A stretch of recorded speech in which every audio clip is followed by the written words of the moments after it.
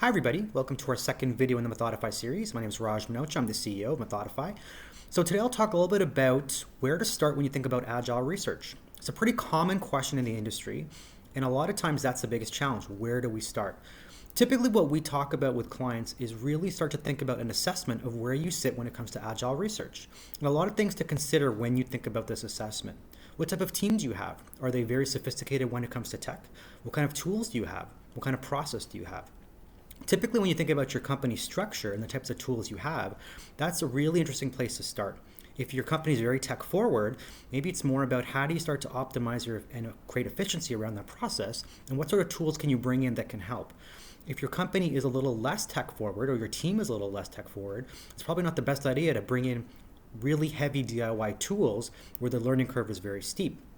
So it's really important to think about your baseline as a company, where you're starting and where you want to get to.